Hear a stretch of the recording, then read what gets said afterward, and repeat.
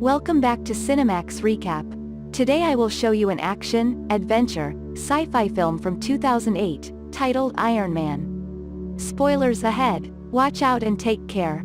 A convoy of army Humvees drives across the Afghanistan desert. In one and every of them is billionaire weapons developer Tony Stark, Robert Downey Jr., using with soldiers on duty. He is joking with some contributors of a convoy who appear to be definitely amused via his character and his flamboyant public image. Suddenly, the convoy is ambushed by way of unseen gunmen. The squaddies combat to guard themselves but are quickly killed. Tony flees the Humvee, taking shelter in the back of a large rock.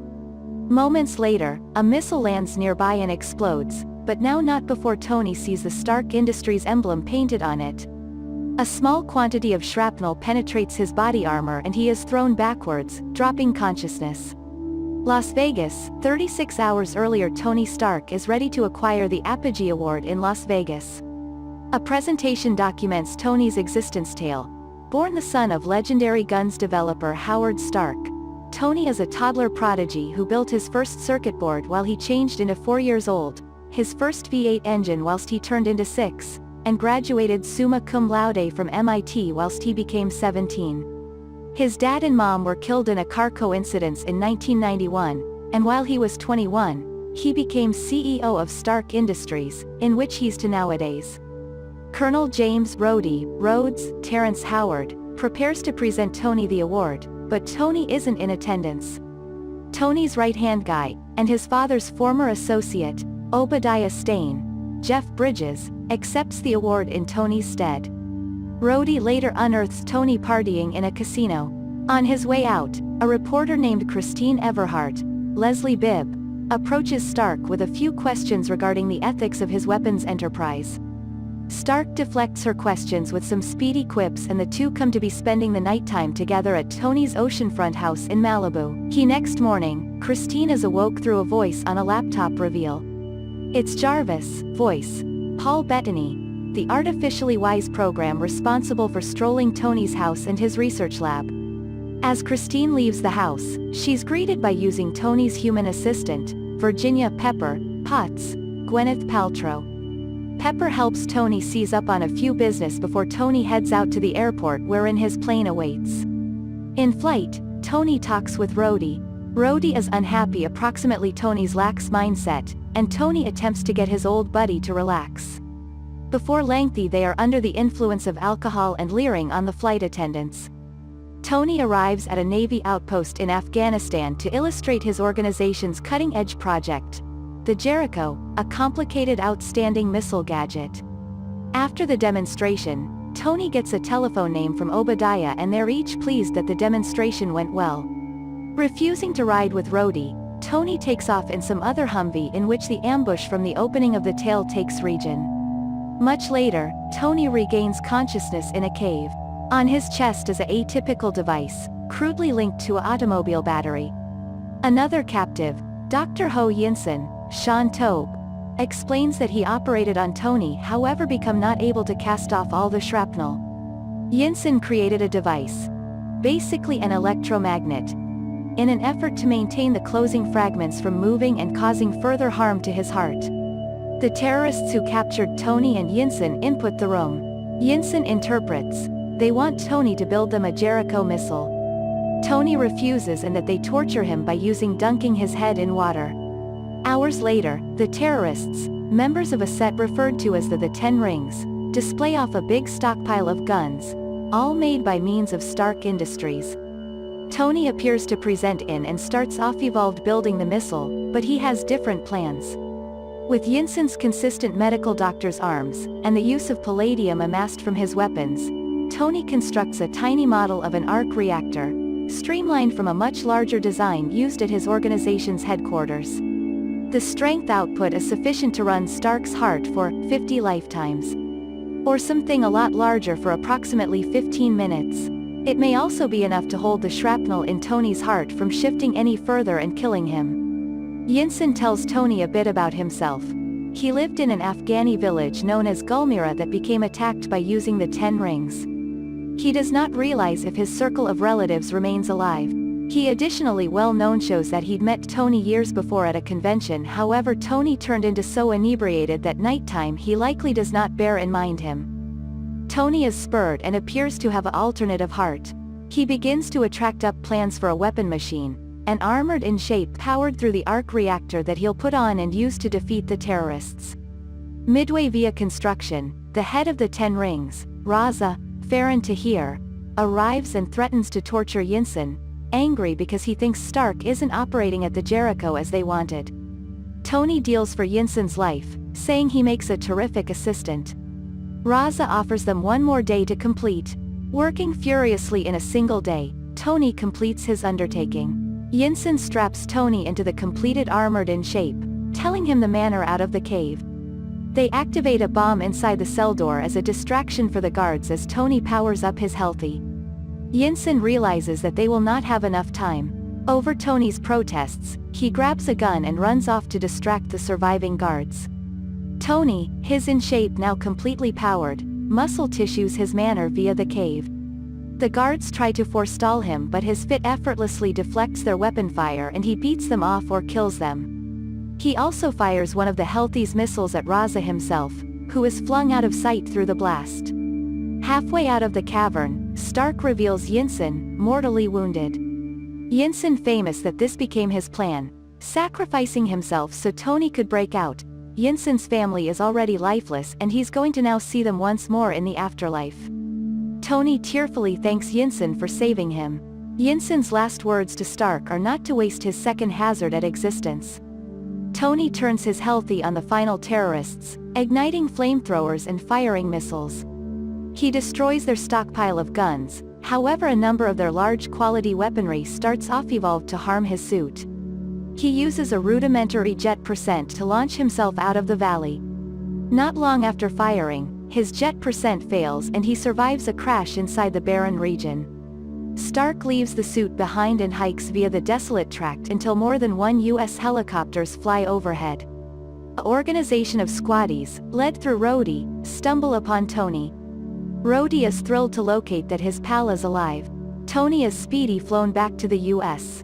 Upon his arrival at Edwards Air Force Base, Pepper desires Tony to get hold of medical remedy, but Tony says that there are simplest two things he desires: an American cheeseburger and an organization press convention. So Tony appears before a collection of journalists and, sincerely humbled and now not the conceited CEO he became earlier than his capture, broadcasts that he intends to close down Stark Industries' weapons manufacturing department without delay. At the equal time, Pepper is approached by using Agent Phil Coulson, Clark Gregg, from Strategic Homeland Intervention, Enforcement and Logistic Division. They need to speak to Tony approximately his capture. Pepper schedules an appointment for them. That nighttime, Obadiah confronts Tony approximately his movements, furious. Obadiah is aware of that the inventory price for his or her organization, and, via extension, their financial fame, goes to take a severe drop because of this assertion. Tony wishes Stark Industries to transport forward with arc reactor technology, but Obadiah thinks that the arc reactor is nothing however exposure stunt. Through the communique, Tony finally ends up revealing his Mark I chest piece to Obadiah, however refuses to allow the device to be studied for production. Stain convinces Tony to lie low for a while so the Enterprise can type matters out. Pepper watches Jim Cramer deliver a scathing news section on Mad Money on the declining cost of Stark Industries whilst Tony asks for her assist. He's created an upgraded and plenty greater effective mini arc reactor, the Mark II chest piece, however can't set up it into his chest without a person to help.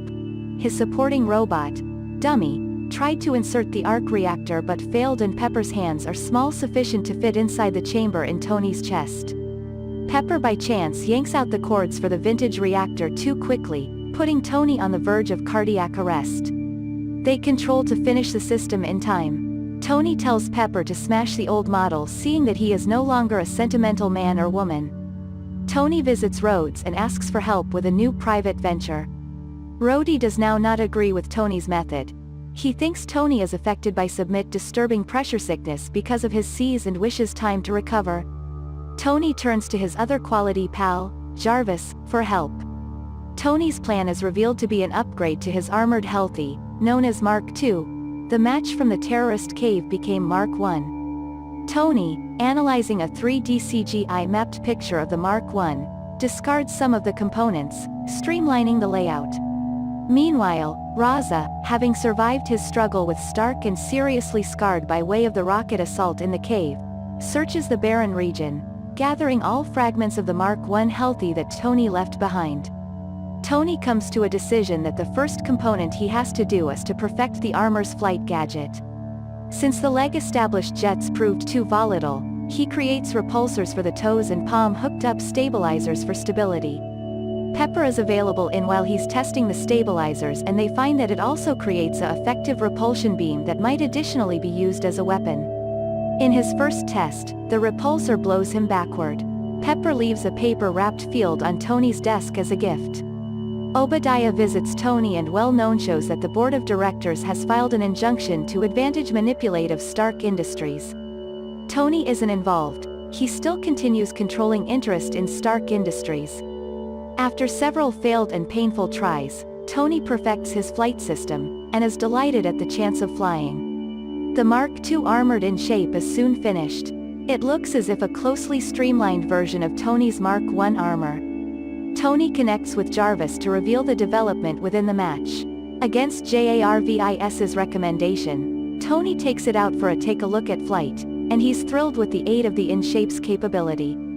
Tony pushes the limit for excessive environment flying, but at such amazing heights the freezing air reasons the in-shape to turn out to be lined with ice and his power deliver shuts down. Tony is barely capable of reactivate his thrusters in time to avoid crashing into the floor. Stark returns domestic, but the armor is so heavy that it smashes through 3 flooring of the residence and he crushes one of his prized sports activities motors. As Tony recovers from his crash landing, he opens the container that Pepper left at the back of in advance. Inner is the Mark I arc reactor, encased as a trophy with the message, proof that Tony Stark has a heart. Tony analyzes more information and makes a decision to rebuild the suit the usage of gold titanium from an vintage project to clear up the icing and weight issues. He instructs Jarvis to feature some hot rod crimson trim to the subsequent suit, codenamed Mark III, then leaves to wait his annual benefit dinner whilst the brand new fit is being assembled and painted. At the charity event, Tony meets with Agent Coulson, who nevertheless wants to find out about Tony's incident. Tony leaves to dance with Pepper and they proportion a moment collectively in the moonlight. Christine, the reporter Tony slept with previous to leaving for Afghanistan, angrily confronts him, displaying him photos of his weapons being used by a terrorist group yesterday in the remote Afghan town of Gulmira, Yinsen's domestic village. Tony confronts Obadiah on the problem, and Obadiah reveals that he's the one who filed the injunction towards Tony. Obadiah calls himself an ironmonger, and has no qualms approximately selling Stark Industries weapons to both sides of the struggle. Tony returns domestic, livid. While there he watches information reports of the worsening situation inside the Gulmira area. He tests modifications to his hand repulsors, turning them right into a weapon and blasting out numerous glass panes. When the new match is completed it's far suited to his body with the aid of an automatic robotic system. Stark flies off to Gulmira at hypersonic velocity, decided to proper his employer's wrongs.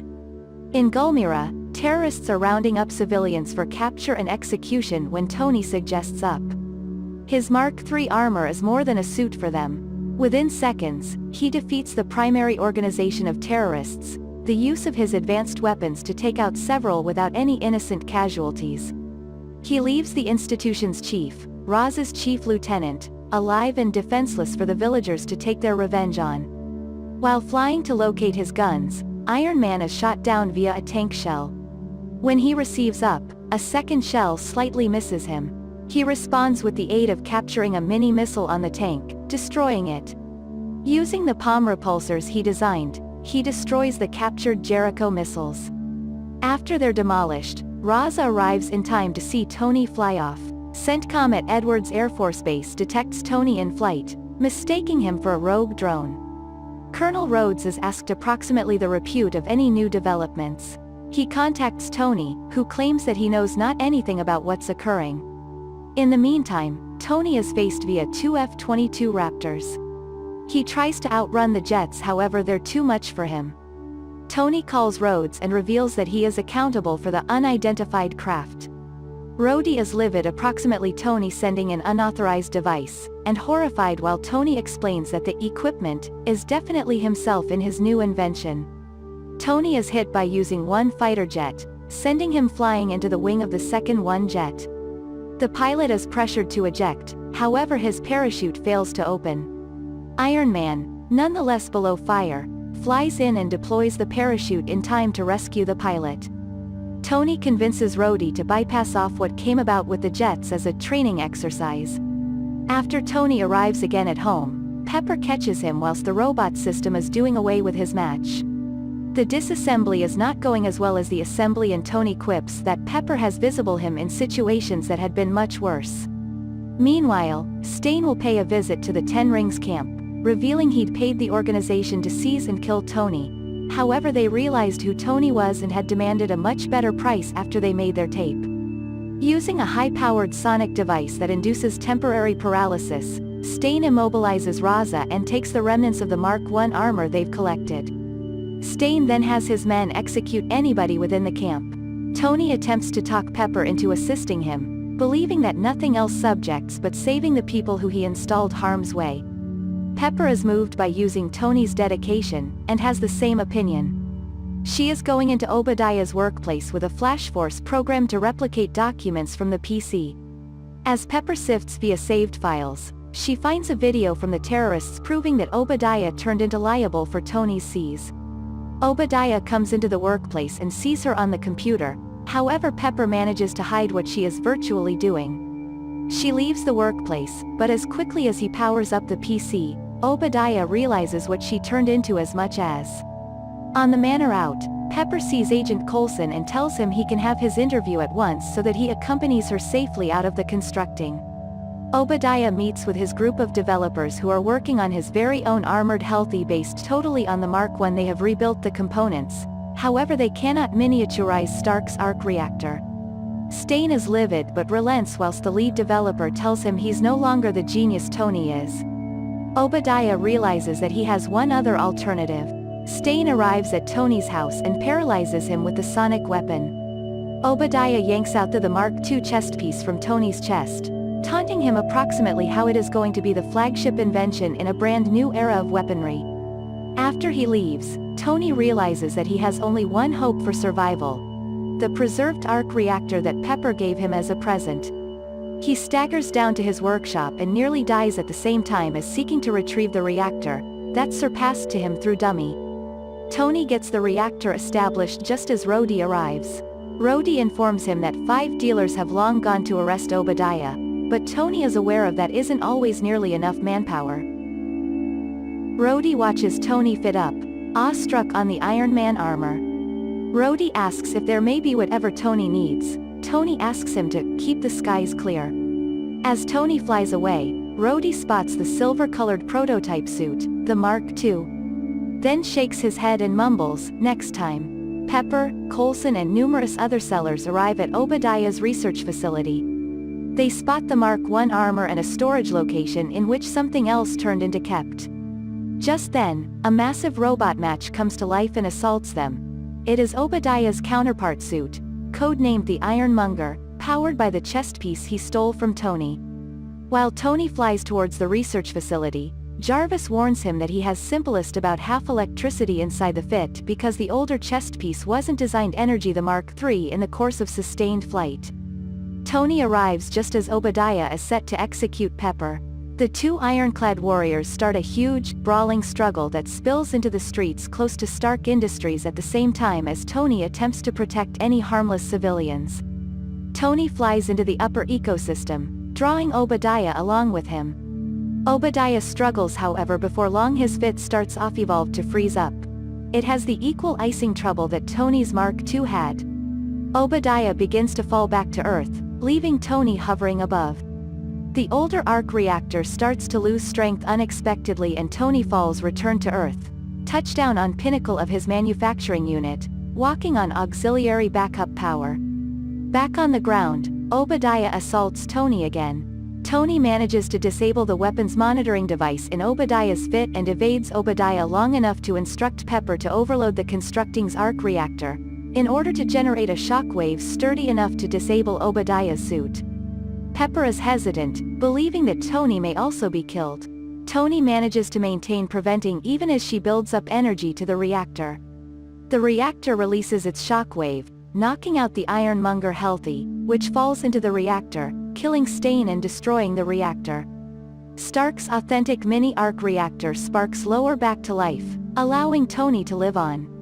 Days later, Rhodey holds a press convention approximately the incident with the two robots. Tony is impressed with the call the newspapers come up with, Iron Man, and plans to undertake it. Agent Coulson has released cover tales about the loss of life of Obadiah, who will die in a small plane crash whilst Tony is supposedly someplace else, and the reality, about Iron Man, who could be known as Stark's bodyguard. Pepper thanks Coulson however can't keep in mind the whole call of the institution he belongs to. Coulson tells them to call it S.H.I.E.L.D., and says that they will be in touch again. Tony is going before the journalists once more, and prepares to comply with the quilt story. But, as he starts off evolved speaking, he throws away his notes and broadcasts, I am Iron Man. The press is going right into a frenzy. Much later, after the credit, Tony returns domestic to discover a mysterious man in black telling him that as Iron Man, Tony has grown to be part of a bigger universe. Tony asks who the person is. He turns round and introduces himself, Nick Fury, director of S.H.I.E.L.D., Samuel L. Jackson. He's come to talk with Tony approximately an upcoming project called the Avenger Initiative.